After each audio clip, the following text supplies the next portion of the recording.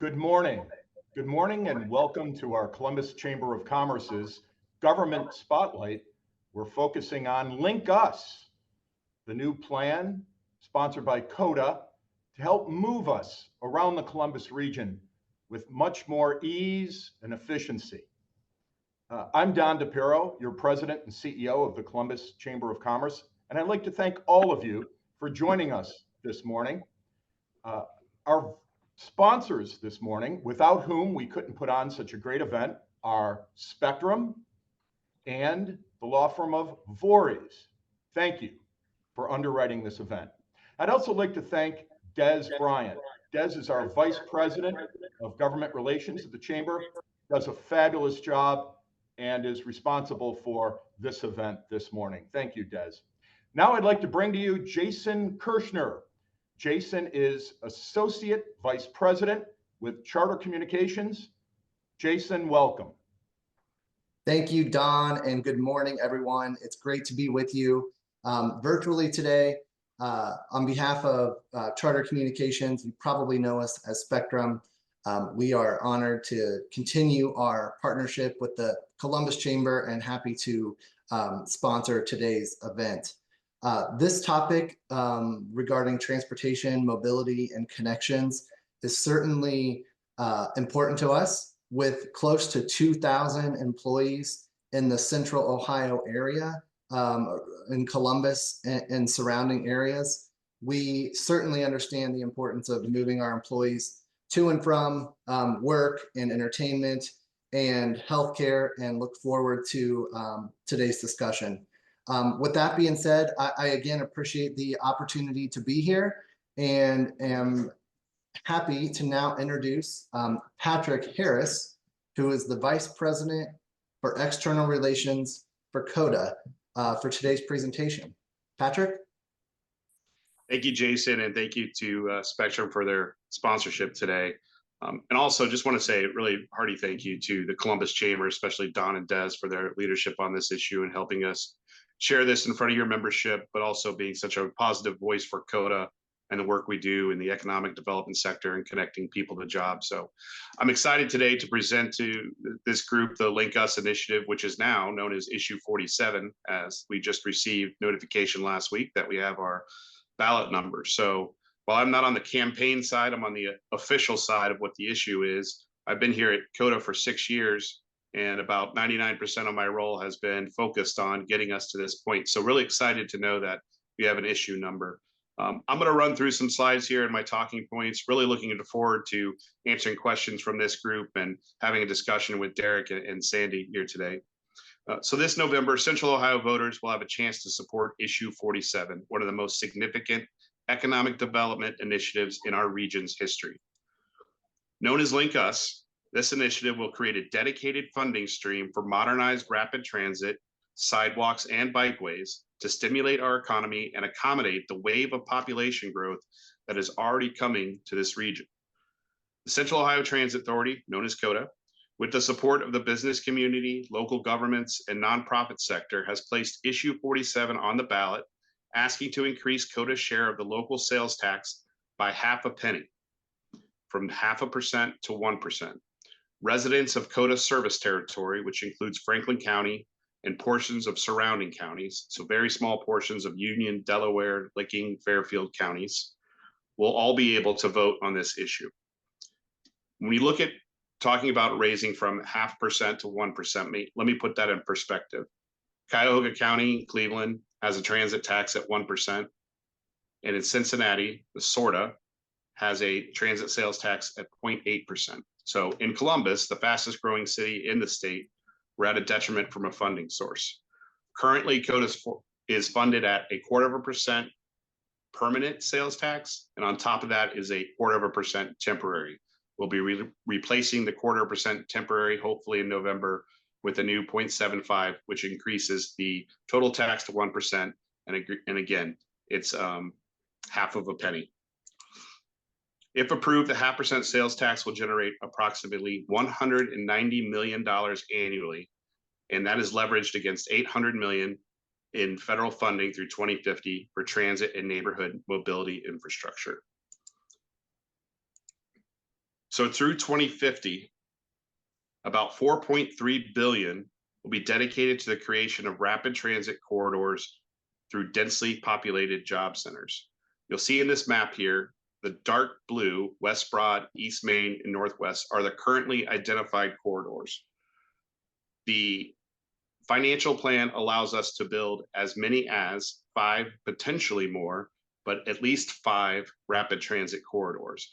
Those other rapid transit corridors are currently being studied. Right now, a near-term study is a west to east connection heading up to the northeastern part of our service territory, as well as a northeast from downtown and then southeast towards Rickenbacker.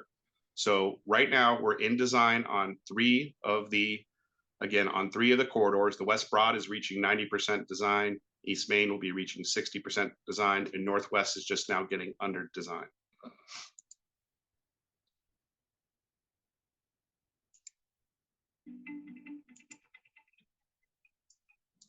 So I wanted to show here that the rapid transit vehicles are a little bit different than what you might be used to seeing.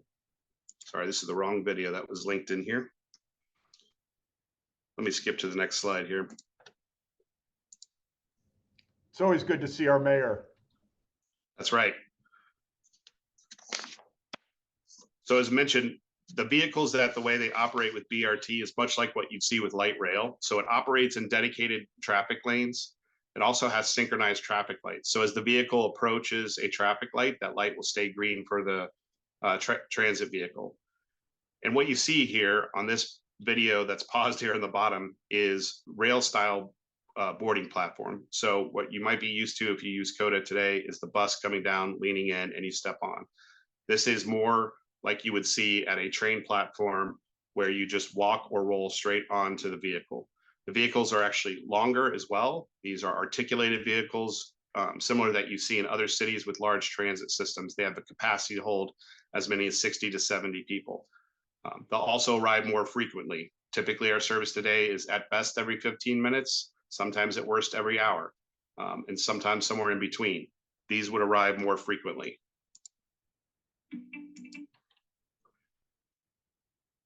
So as I mentioned, there are 3 corridors that are currently under design. The third one that is just now beginning design is the Northwest corridor, and that includes Olentangy River Road, which will go through and beyond Bridge Park. What's really important to point out about this corridor is the impact it'll have, especially from an economic development standpoint. 30% of all jobs in Franklin County are along this corridor, and the anticipated growth through 2050 is that about 50% of the population growth within Franklin County will happen here. I think it's important to point that out because we did not just choose these corridors and where to build this infrastructure without doing the important research of looking at where growth is going to be concentrated.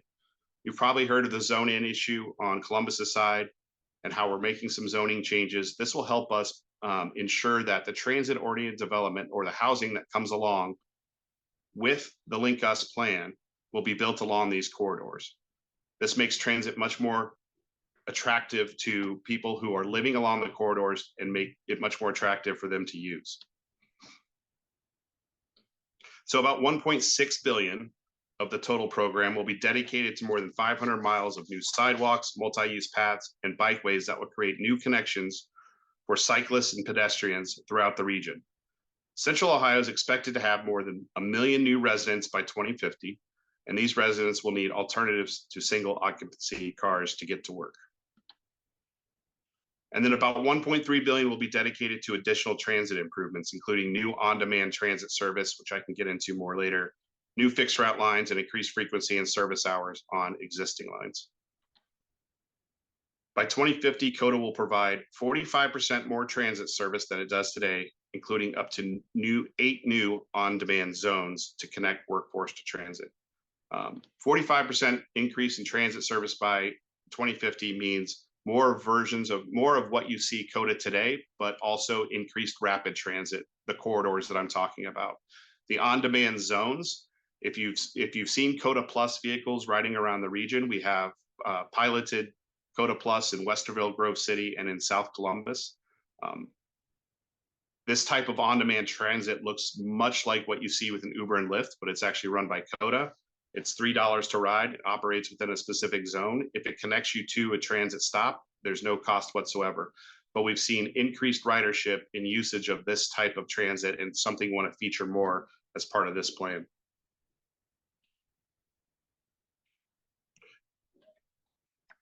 So Columbus is the largest city in the nation without a rapid transit system. And without rapid transit, Central Ohio's continued growth will lead to much longer commute times for employees and delays in the transportation of goods and services.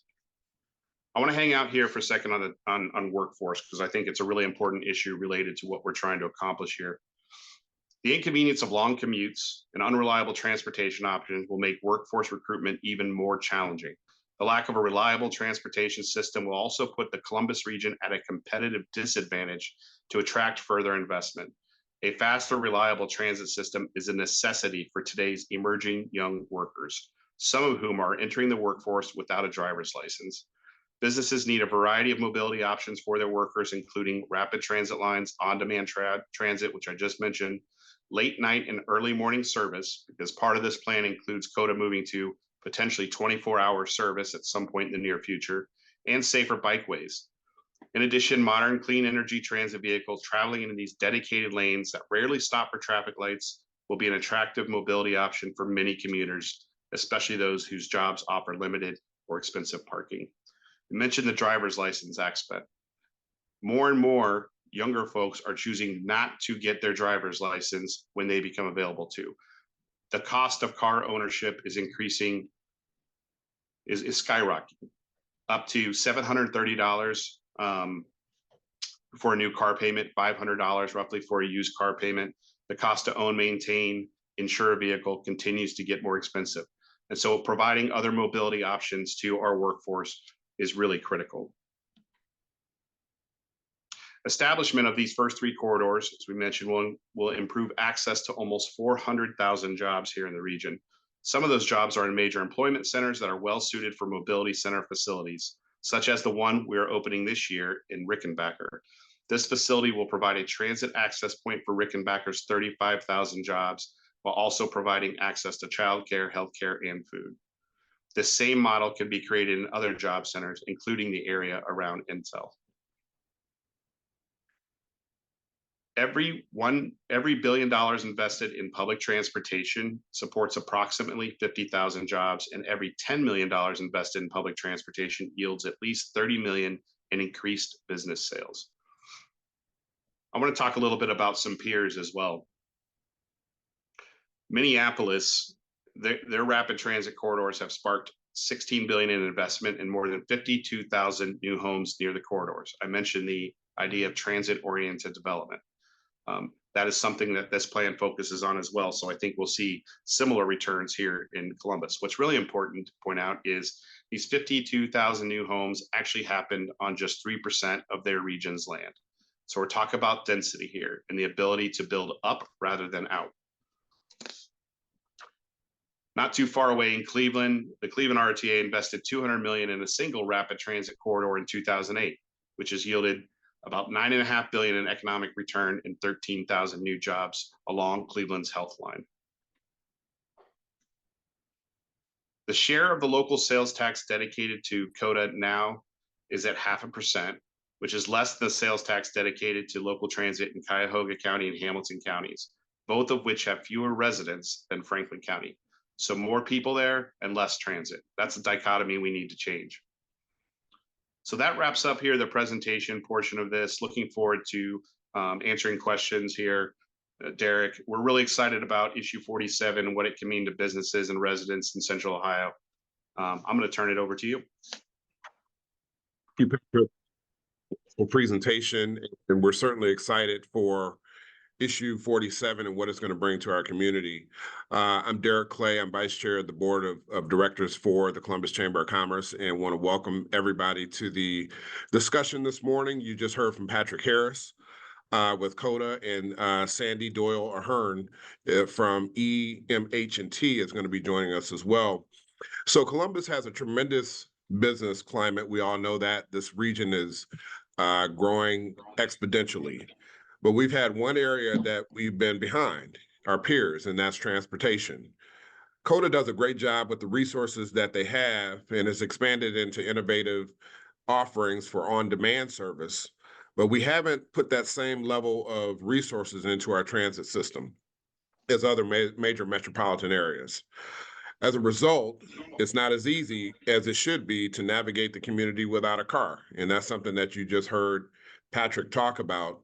So my question for you, Patrick, is if COTA's issue 47 were to pass, how would that change? Great question, Derek. And, you know, there's several ways really. And I kind of break it down into more COTA, more sidewalks, and more opportunity. When I say more COTA, we talk about the 45% increase in transit service overall. Again, looking at our peers, we fall short of what we should as a region when it comes to public transit. And so being able to provide more COTA, that's more fixed route lines. What we call our service today is a fixed route service. We know it comes at 5:02 p.m. at a certain stop and then 10 minutes later at the next stop.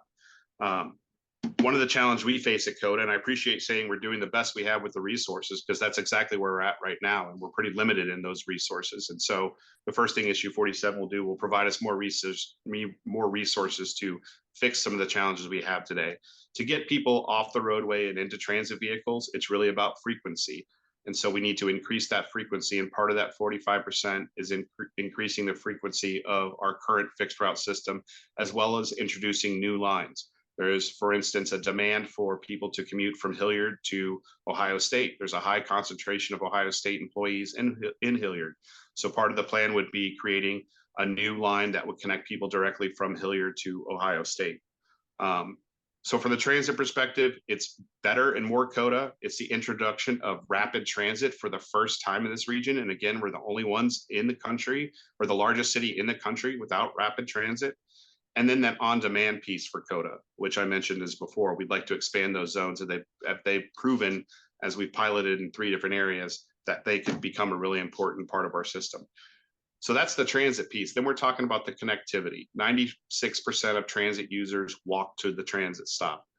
And right now we don't have the sidewalk connectivity within our region that allows a lot of those commuters to do that safely. We have a lack of sidewalks. In the first 5 years of the LinkUS plan, we'll have 130 miles of new sidewalk here in the region, in addition to at least a number of projects that Dublin, Obetz, Hilliard, and other have asked to be built as part of this, that allow greater connectivity to our regional municipalities as well. So more COTA, more sidewalks, and then more opportunity. Thank you for that, Patrick. And for our audience, think of your questions, and you can put those in the chat, because there will be an opportunity for you all to ask questions as well. But I want to move over to Sandy. Sandy, thank you for being a part of the discussion this morning. Now, you're a CEO of a business that's in Columbus, but it's beyond the outer belt, and not on a transit line, not on a COTA transit line. How would you and your employees benefit from the LinkUS plan? Derek, thank you for the question, and good morning to everybody. And Don, thank you for hosting us. You know, it's a fair question, and my answer to it is going to be in the context of the region. So let me say it this way. We are in a very young and vibrant, growing region. We all know it. It's a great place to do business. And while we have a lot of things that we've got to work on for small, medium, and large businesses, a number one absolute priority you're going to hear from everybody is employment and employees. So I would say this, in the region right now, as we're continuing to grow rapidly, we're working on a number of issues related to that growth. Some of it's workforce development, some of it is healthcare related issues, some of it is obviously transportation, housing, childcare access, etc. The one significant missing piece that we can tangibly affect is the transportation piece. And so for me as a business owner, it isn't about being on a particular line or not being on the line. It's really about the opportunity that we have to both attract people to come work here, provide a great quality of life for them here, and also to see that we're investing in the future.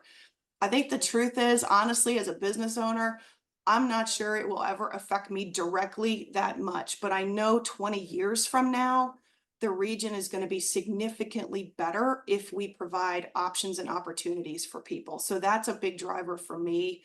And my last comment would be, knowing infrastructure takes so long and so much commitment to get done, the sooner we start, the better. And I do think it's important to recognize that COTA has been extremely thoughtful in this plan. It's so comprehensive, and maybe we'll talk a bit about that in a moment. But it's not just about bus lines, as Patrick laid out. It's so much more than that. And that's hopefully a message people can begin to understand for their employees. Sure. Great point, Sandy. Thank you for that. I'm going to go back to Patrick for another question here. So it's unusual for a COTA ballot issue to include so much investment that goes beyond the transit system. Can you tell us why that made sense for COTA and why it made sense for the community? Yeah, great question, Derek. And while it may seem unusual for COTA, it's not unusual what's happening around the country. Ballot initiatives like this have been passed in other cities like Austin, Charlotte, again, close neighbors in Indianapolis. And Sandy used the term comprehensive, and I think it's a great way to describe what we're trying to accomplish here. This is not just a transit piece, and we need to include every municipality, every township within the COTA service territory to ensure that they have some sort of buy-in to this plan. And you can go to the LinkUsColumbus.com website and see what's happening in each of those different municipalities. Again, we have projects happening in Dublin that are trail extensions to Bridge Park. We have projects happening in other cities. So it really is more about a comprehensive $8 billion infrastructure plan for the region. A big chunk of that is the increased transit, but we are talking about making better connections to communities throughout Central Ohio and making it easier and safer for anybody to walk, bike, however you choose your mode of transportation, and to do so seamlessly. So while it might seem unusual that sidewalks are part of a COTA transit initiative, what we're really talking about is mobility overall. And this comprehensive $8 billion plan is exactly what that accomplishes. Good deal. Thank you, Patrick. And again, before I go back to Sandy, just want to thank our sponsor, Charter, for your participation this morning. Sandy, let's say I work remote, right? Or I live close enough to my job that I can walk to work or I can bike to work. How does this plan benefit me in any way? I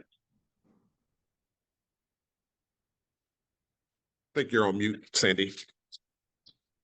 I appreciate the question. I think this is really particularly important for the outer reaches of Franklin County and getting into the other counties. And here's why. In the world of lots of municipalities needing to do a lot of infrastructure work in their own communities, every municipality is under pressure to complete a lot of different projects. And what happens frequently in municipal budgets is things like sidewalks, bike paths, things like that end up being items that either they can't get to funding for, or they are low priority because they have other more expensive issues. The fact that this opportunity will provide a funding source annually to create connectivity is a huge point, particularly for suburban communities. And I find myself emphasizing this a lot because we've all driven around the region and seen areas where there are no sidewalks. There's certainly been a lot of initiatives in the last few years to correct that, but it is a long-term correction. So if you work remote, if you work in a different part of the community and you don't have walkability options, then all of this becomes kind of pointless. So the fact that, again, the plan was thoughtful with COTA, thinking about how to expand not just bus service, but also the opportunity for people to move in multiple different ways, I actually think is a game changer for the region. And I also think it's a huge attraction moment for people who come from other cities who have transit and have options to be in Columbus and find that we've taken advantage of the lay of our land here to create better walkability for people. So I actually think for anybody, just having that alone is a great benefit on top of all the BRT options. Absolutely, totally agreed. Again, the issue is issue 47 that we're talking about, which is the LinkUS initiative that's going to be on the ballot in November. Patrick, you talked a little bit about other communities that have taken the BRT route, that have invested in their community. Can you just recap a little bit? You talked about Minneapolis, but are there some other cities or metro areas around the country that have taken this approach, and talk about some of the economic benefits that have happened as a result? Yeah, Derek, there's been a lot of work done in visiting other cities to understand how that type of infrastructure build out has had a positive impact on those communities. The list is long of who else is doing this. I mentioned a few, but Austin, Charlotte, Indy, Nashville, even Provo, Utah are making this type of investment. And it tells you that other cities are thinking similarly as we are, and actually might be ahead of where we are. I want to talk too about the federal investments that necessary to build this out. I mentioned it's an $8 billion program. A lot of the federal dollars that'll come to support this comes from the bipartisan infrastructure law. And there's a separate bucket of funds that go to these capital investment programs to allow us to build things like the West Broad Corridor, East Main, Northwest, and the 2 future corridors to come. I mentioned that, though, in relation to this question, is there are currently 97 projects around the country that are competing for the same dollars. And if we do not bring those back to Central Ohio and build what we need to build, we're going to be left behind. It's really as simple as that. And Sandy's alluded to it as well. We should have been doing this decades ago, and now we're in a position to rush to catch up. And now we have the federal investment to be able to do so. So now is the time. But yes, we've been to Indianapolis. We had a contingent going to Curitiba, Brazil, actually, just 2 years ago, to look at Curitiba, Brazil, which is the worldwide leader in bus rapid transit. And I mentioned Minneapolis. They have light rail as well. They've chosen not to build light rail anymore. They can see that they can build more and build more effectively by using bus rapid transit. So we are looking and benchmarking in other cities. We're slightly behind, which makes issue 47 so important as we look to what we need to do to embrace growth here for the region. Absolutely.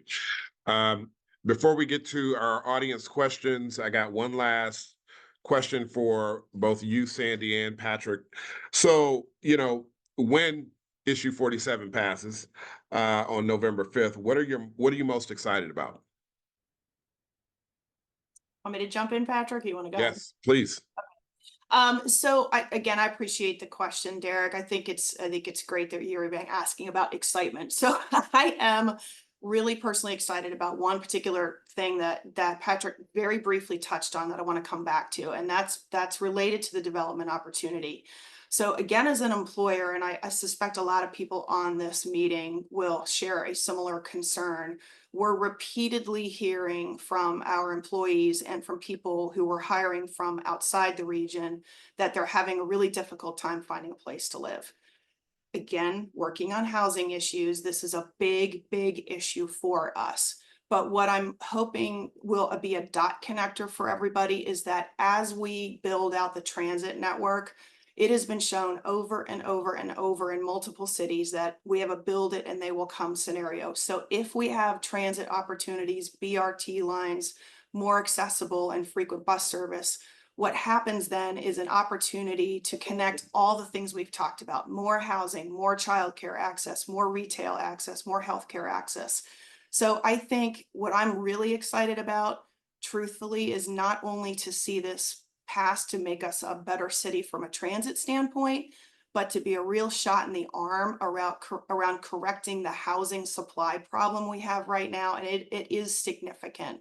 We really can't fix the housing without also having a transportation opportunity. So that is truthfully what I'm super excited about. And I'm hoping in my remaining time of doing the job that I do that we'll see that change happen. Thank you, Sandy. Patrick. I could answer this question in 100 different ways, but I'll really just kind of limit it to thinking I can stop saying when this passes and then get to doing the work and delivering on what we're promising the community. So that excites me the most. But I'm also happy to lose the moniker of the largest city without a rapid, modernized mass transit system. Because if you are a transit nerd like I am and you go on these different blogs and things, and they point to Columbus and say, yeah, it's a great city. It's a great place to raise a family. There's great schools. There's great amenities, great culture. But man, you have to sit in your car to get anywhere. I'm ready to lose that moniker. So I think really that's what I'm excited about. And it's going to take a little time. It's not going to happen November 6th.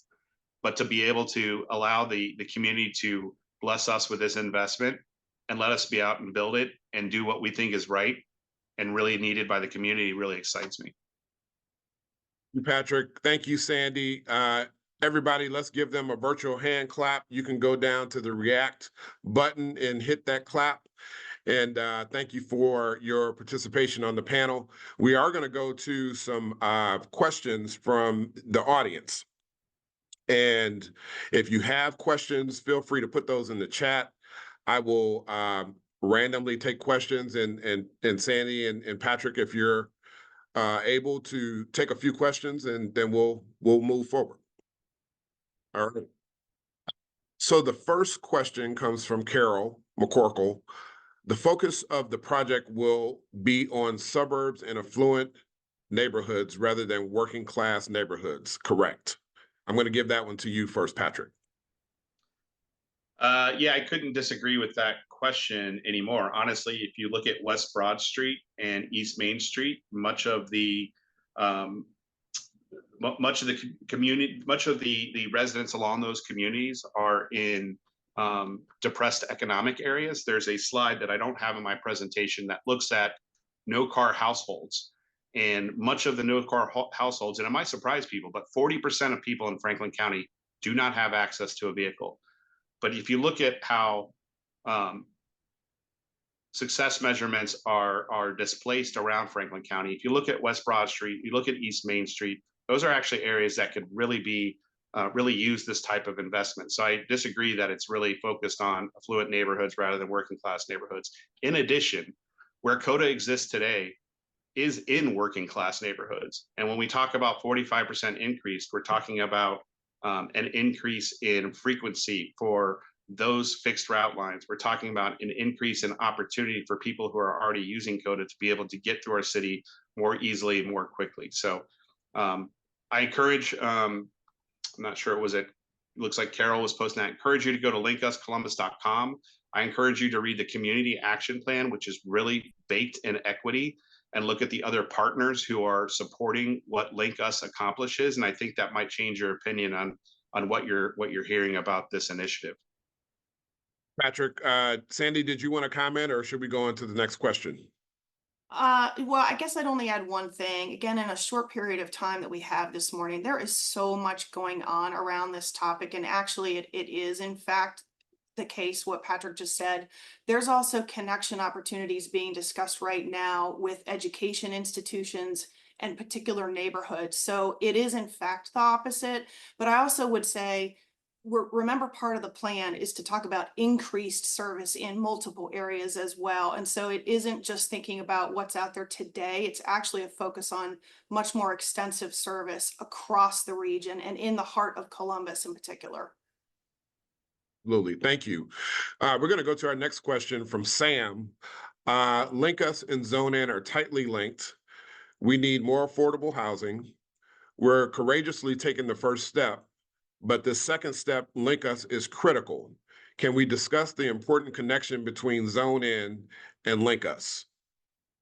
Sandy, I'll turn that over to you first. Yeah, thanks for the question. So this is actually extremely important, and I would encourage everybody to take a look, if you live in Columbus in particular, to take a look at the work that's going on with Zone In. What we do know for a fact is that part of the reason we have such a massive supply problem with housing in the city is for multiple reasons. But over the years, there's direct connection between what was allowed to be built in Columbus over the last 70 years and what has been built. And so part of the work that the city of Columbus has done on Zone In is to really look at density. And so the reason it's particular corridors is because these are redevelopment opportunities where more density, affordable housing, and access to life's amenities can be combined with transportation. If they were disconnected, this would make absolutely no sense. And so it's a great question, and I appreciate it coming up because, as I mentioned previously, these things are inextricably combined. And so if we can get Zone In functionally operating and get LinkUS passed, then all of the sudden we see opportunity to really change the trajectory of how we're doing housing and access to amenities right now. So very, very important connection. I'll just add on top. Yeah, just add quickly on top of that, there's a group, a working group that's focused on equitable transit-oriented development.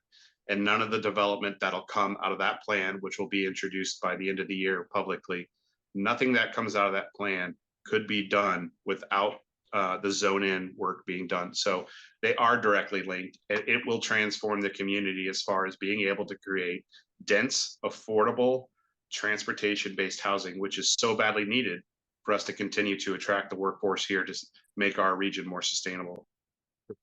Thank you, Patrick. We do have a question from YJ Reed, and this is more so for Patrick. If the bill passes, how soon will the transit system be ready for areas around Alum Creek, southern area, where a lot of warehouses are being built? We have a lot of employees who are having hard time to getting to work. Yeah, appreciate that and recognize that. And we currently have 2 lines that run down southeast towards, and I think what YJ Reed there is talking about really is kind of the Rickenbacker area. We are putting investment down in that area. When you look at the Rickenbacker Mobility Center, as I mentioned, there's about 35,000 jobs just concentrated there. We're working directly with the county on making access more easy down there. As far as an exact timeline, I don't have that. It is a corridor that is being studied, but I know that our partners that include city, Morpsey, the county, have all looked at that as an area that needs to be addressed as quickly as possible. So I wish I had an exact date and timeline, but I can tell you that we are aware from the transit provider, the economic development businesses, including the chamber, the partnership, are all aware, and it's something that we want to address as quickly as possible.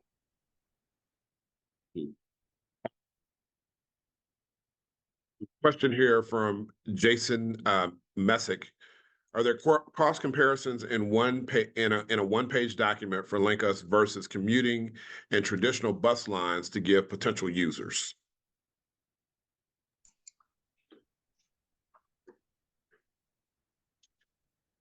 So I'm trying to diagnose the question there. Well, like, are we Jason, talking about the cost of commuting for cars versus or transit?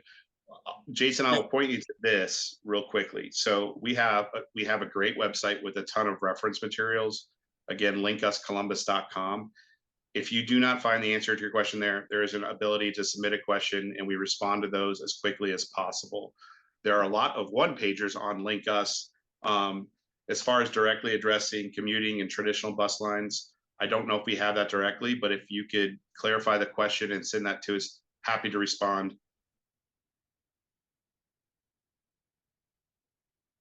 But in the question here, so LinkUS is a very important issue to our community.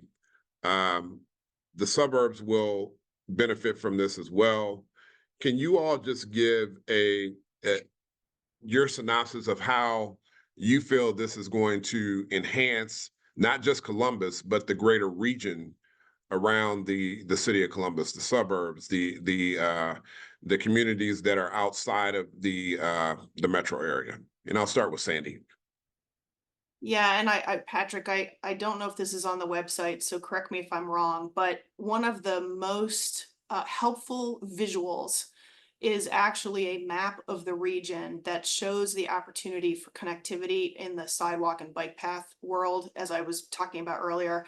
And I don't want to imply that's the only thing that's happening in the suburbs, but what it does show is when you look at our region currently, we have pathways and sidewalks and bike and bus lanes that are a bit disconnected. We don't have deep connectivity across the region. And so when you look visually at what's about to happen if this passes, then all of the sudden what you see is extensive connection between all of the suburban communities right to downtown.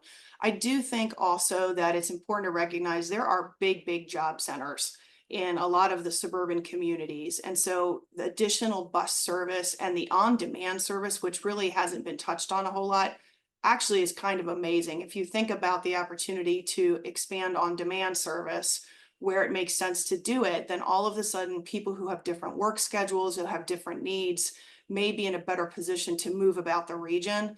That's something as suburban communities we should care about, in addition to more bus line service and the BRT. Again, one other point to make, it's down the road, but if you go back to the original map that Patrick brought up about the corridors, we're talking about 3 initial corridors, but if we can get the ball rolling on this and utilize the funding in the most efficient and beneficial way for the region, there are going to be other corridors. So we will build out something that right now maybe is hard for people to imagine, but if you go to other cities, Phoenix and some others who've done this, you'll see how connected the region is. And that's the vision we've got to get to. So what we're doing for today is really down the road, but we will get there if we can get everybody on board with the idea that we're trying to build out community by doing this work. Sure. And that brings up a good question. And Patrick, I'll give you a chance to respond. But another question is timeline. So issue 47 passes on November 5th. On November 6th, what happens? Great question, Derek. And let me just add on top of the regional perspective, and I know one of the big concerns that people have said, and Sandy talked about, is job centers, right? And Northeast is a huge job center. And actually where Intel is located is outside of COTA service territory. So we talk about what the region is, it's really about regionalization when it comes to transit infrastructure, because you have these surrounding counties that also have their own public transit systems.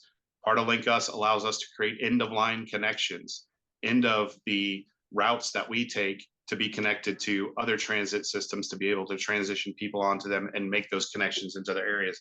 But the future plans are to make that as seamless as possible. So that's a really important point. What happens right away? So November 5th, we're successful. The first dollars should really come in the door for the region about mid-year of 2025. We've already put together 3-year short-term transit plans that, again, increases the amount of public transit we have now. As far as the transit corridors, we'll start breaking ground in 2025. By the end of the decade, we'll have 3 rapid transit corridors built: West Broad, East Main, Northwest. We'll have at least 3 new on-demand zones, and we'll have increased transit service, and we'll have delivered 130 miles of new sidewalks and built out a significant number of what we call transit supportive infrastructure projects, which is the regional part of this. And these are projects that cities all around COTA service territory are excited to get underway. So just in the first 5 years alone, we'll see quite a bit of activity, but it'll ramp up really towards the end of those last 4th and 5th year in the first year. And then beyond that, again, by 2050, we'll have at least 2 more corridors built. We don't know what the mode of transportation those will be. We don't know if they're bus rapid transit. We don't know if they're light rail. And then again, when you look at the full mobility ecosystem, we'll have a new airport built. We'll have potentially Amtrak here. So really, Central Ohio is going to look much different from a mobility ecosystem here in just the first 5 or 6 years. Along the same lines, I got a question, another question from Sam, and then I'm going to jump to a question from Des. How can the public sector facilitate the passage of the LinkUS initiative this fall? And I'll give Sandy that question. I think it's private sector. Private sector, I'm sorry. I said public sector. I apologize. We could answer both. Actually, the public sector has been really helpful already in lots of the private sector. Thank you for that question. That's fantastic. I think one of the best things that can be done is just to simply help educate people. Exactly what the chamber is doing today. There are a lot of really good resources that are available through the website that Patrick mentioned that can be shared with employees. And not to put Patrick on the spot, but COTA's been doing a lot of presentations to businesses. There's opportunities for in-person conversations with your employees about what's happening. But the resources that are, there you go, on the website can easily be shared. So I think the support around why a private sector organization would be interested in talking about that is deeply critical. It does go back to providing the best opportunity we can for our employees, for providing quality of life opportunities for people. And if we want to continue to attract strong workforce, I think the private sector does want to engage in understanding this, because there really is no downside. It creates lots of additional options for employees that they don't have today. So thank you for asking that. And I'm also happy to follow up on talking this through with anybody if that makes sense after the call. Sandy, go ahead, Patrick. Yeah, I did my best to quickly pull up. There's a section on our website that is specifically for businesses, and I'll point to this one piece. And to answer the question, it's invite us in. We're happy to have this type of similar presentation. We can make it as long or short as possible. I've got a slide deck that's 70 long. I've got a slide deck that's 10 slides long. So invite us in, allow us to come in and talk to your teams. Happy to do that. Again, we're talking about it specifically. What is the plan? Our goal is to not convince people to vote for something. That's what the campaign does. But we are happy to talk about this again, because it's so important on so many different levels. And once we are in the room and talking to different businesses, which as Sandy pointed out, we've done all over the region for the last couple of years, and we're happy to do as many of those. So there's a request a session button on here. Reach out to Des, reach out to me. We're happy to get in there. Also on this page is a one-pager that you can share through your newsletter if you're an organization that likes to share things that are happening in the community with your teams. There are videos here. We're actually also currently creating a new business-specific video, which we'll be hopefully distributing here to chamber members as well. Thanks, Patrick. And again, we want to thank our sponsors. We want to thank Charter. We want to thank Voorhees, and of course, the Columbus Chamber of Commerce. Let's go to another question from Des Bryant, our VP of Government Affairs. Given the heavy car culture in our region, are there any plans in the making to encourage or incentivize new BRT ridership? Patrick. Yeah, great question. I'll just tell you this, and studies have shown the greatest incentive to moving people out of their cars and into transit is to make transit faster than cars.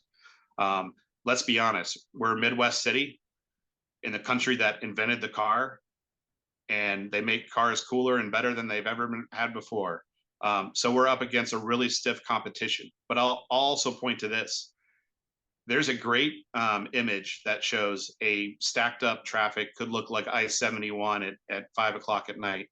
And the caption says, hey, we'll just build another lane. It'll fix it. That's what we've been doing for decades, and it hasn't really fixed anything. And when we talk about adding 1 million people to this region, imagine I-71 or I-70 or 315 with about 1 million more cars.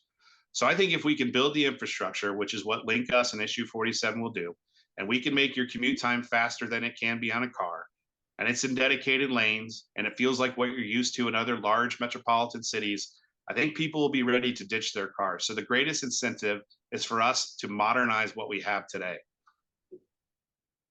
Thank you. Sandy, did you want to add to that? No, that's perfect. Thank you. Great. Good question here. So we got time for a couple more questions. If you all have any questions, feel free to put those in the chat. Again, we're talking about issue 47, which is the LinkUS initiative that's going to be on the ballot on November 5th. The Columbus Chamber of Commerce is happy to host this because we do feel that it's very important to our community, and it's going to help our region grow in ways that we haven't experienced before. So this is a very good initiative, and we appreciate the opportunity to host this so that you all can have a little more information and be informed when you go into the ballot box. So I do have a question here from Jessica. Does LinkUS work with OSU to encourage their participation in multimodal improvements? The campus brings such a high population of folks into the core of the city daily, and they already require staff to park at parking rides near the campus. It would be interesting to see OSU offer parking rides further out from the city core to transport their staff into the city more efficiently. Patrick. Great question. And I can say that Ohio State University is one of our biggest partners, and we're constantly looking at ways to make mobility more easier for both their staff and their students. Actually, OSU students themselves are one of the highest ridership groups that we have at COTA. I'll point out a couple of things more specifically. We talked about the Northwest Corridor, which goes right up Olentangy River Road. It's going through the new Carmenton campus, or OSU's Innovation Campus. We have service on Lane Avenue. High Street is one of our busiest corridors. We have a bus in front of Ohio State probably every 30 seconds.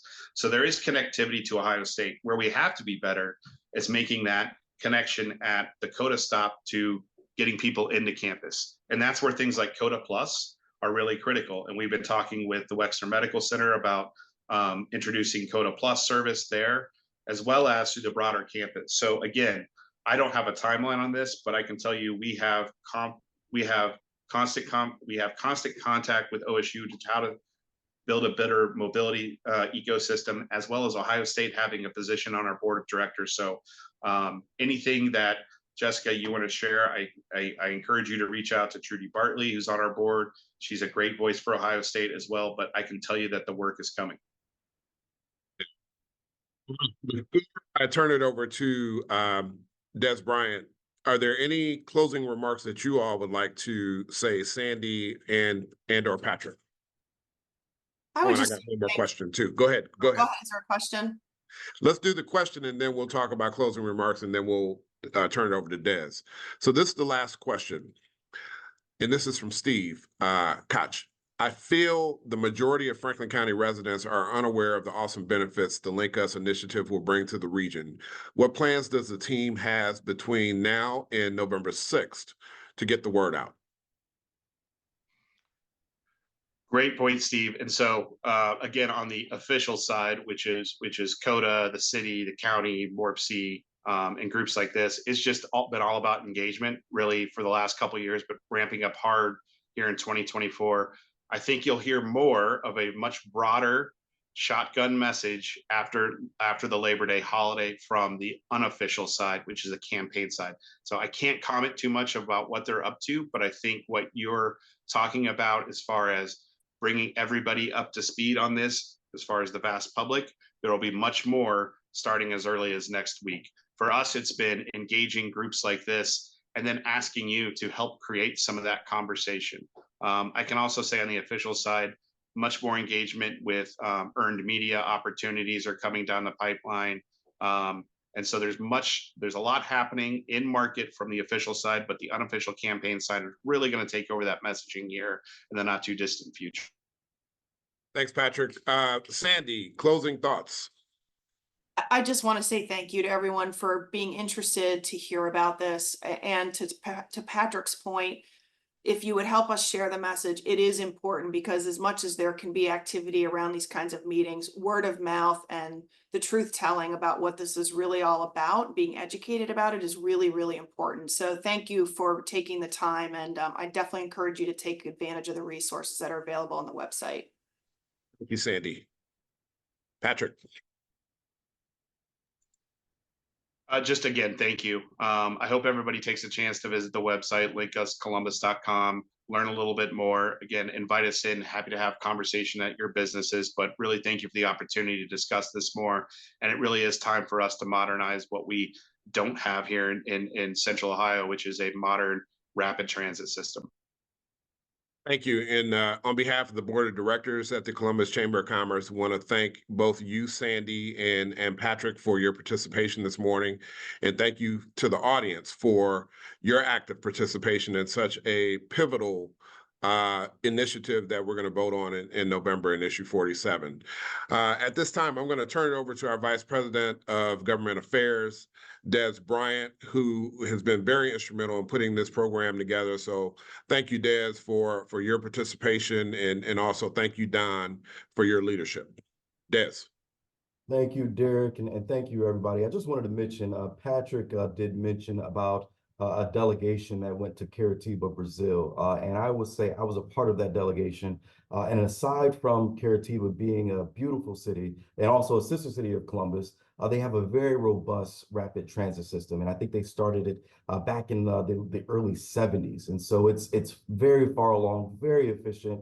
And it's amazing to see how that system ties into many facets of everyday life. I think Sandy had mentioned it earlier as far as how this particular bus rapid transit system would have access to workforce, affordable housing, and even access and quality access to healthcare, and how this would tie into all of those things. And so I would say that this is a huge ordeal for this region, and the Columbus Chamber will do whatever we can to support this initiative, issue 47.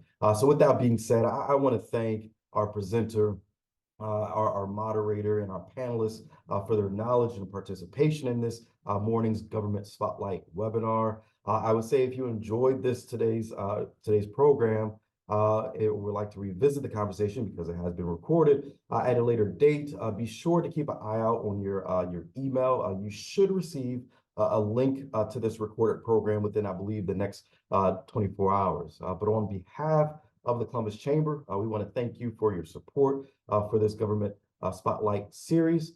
We look forward to providing relevant and insightful program for you in the future. And please be sure to visit the Columbus Chamber website at columbus.org/events for events like this one in the future. Again, hope to see you all again, and thank you for you all's participation and attendance this morning. That concludes this morning's programming. You all have a good and wonderful rest of the day.